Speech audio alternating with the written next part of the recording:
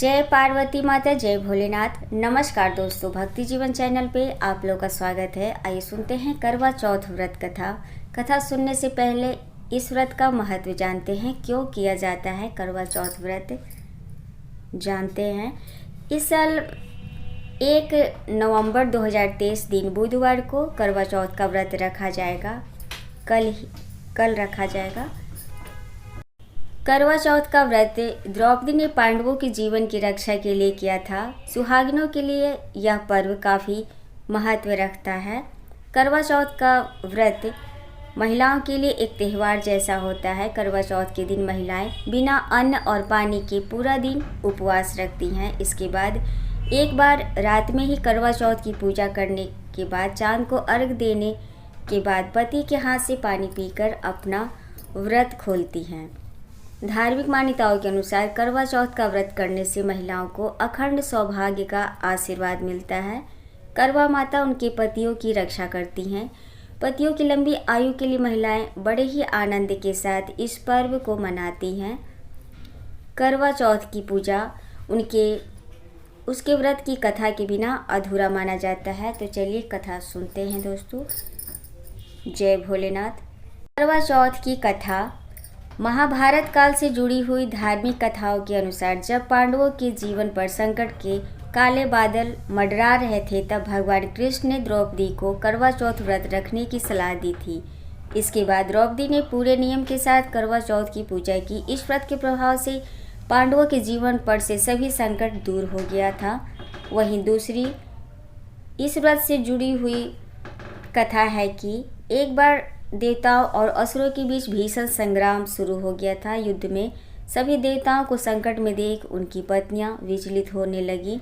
इसके बाद वो सभी भगवान ब्रह्मा के पास पहुँचे और उनसे गुहार लगाई। तब ब्रह्मा जी ने पत्नियों को करवा चौथ व्रत रखने को सलाह दी।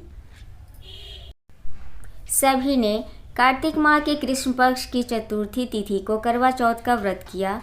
करवा माता ने देवताओं के प्राणों की रक्षा की और वह युद्ध में विजय हुए। इसके बाद से ही करवा चौथ का व्रत रखा जाने लगा। अब करवा चौथ का दूसरी कथा सुनते हैं। पौराणिक कथाओं के मुताबिक एक ब्राह्मण के 7 पुत्र और इकलौती पुत्री वीरावती थी। 7 भाइयों की अकेली बहन होने के कारण वीरावती बहुत ही लाडली थी। सभी भाई उनसे अपार प्रेम करते थे और बहन की आंखों में एक आंसू नहीं देख पाते थे। कुछ सालों बाद वीरावती का विवाह एक ब्राह्मण युवक से हो गया। विवाह के बाद जब वीरावती मायके आई तो उसने अपनी सातों भाभियों के साथ करवा चौथ का व्रत रखा। लेकिन शाम होते होते वो भूख और प्यास से व्याकुल हो उठी। अपनी बहन की ऐसी हालत देखकर सभी भाई उनसे खाना खाने के लिए मनाने लगे।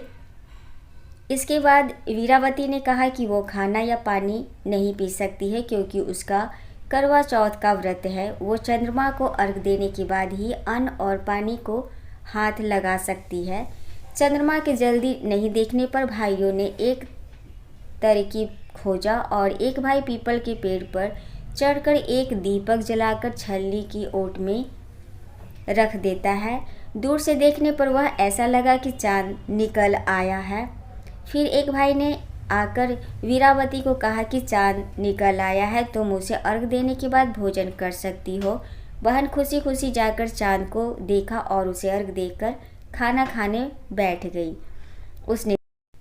उसने जैसे ही पहला टुकड़ा मुंह में डाला तो उसे छींक आ गई। दूसरा टुकड़ा डाला तो उसमें बाल निकल आया। इसके बाद उसने जैसे ही तीसरा टुकड़ा मुंह में डालने की कोशिश की तो उसके पति की मृत्यु की खबर आ गई। इसके बाद वीरावती की भाभी ने सारा माजरा बताया कि उसके साथ ये सब क्यों हुआ है। करवा चौथ का व्रत गलत तरीके से टूटने के कारण देवता उससे नाराज हो गए। फिर एक बार इंद्रदेव की पत्नी इंद्राणी करवा चौथ के दिन धरती पर आई और वीरावती उनके पास गई और अपने पति की रक्षा के लिए प्रार्थना की। तब देवी इंद्राणी ने वीरावती को पूरी श्रद्धा और विधि विधान से करवा चौथ का व्रत करने के लिए कहा। इंद्राणी की बात सुनकर वीरावती ने वैसा ही किया और फिर पूरी श्रद्धा के साथ करवा चौथ का व्रत रखा। उसकी पूजा और भक्ति देखकर भगवान प्रसन्न हो गए और उन्होंने वीरावती को अखंड सौभाग्यवती भव का आशीर्वाद देते हुए उसके पति को जीवित कर दिया। जय पार्वती माता, जय करवा माता। तो ये थी कथा दोस्तों। और अगर आपको हमारे चैनल की कथाएं अच्छी लगती हो दोस्तों तो लाइक, कमेंट, शेयर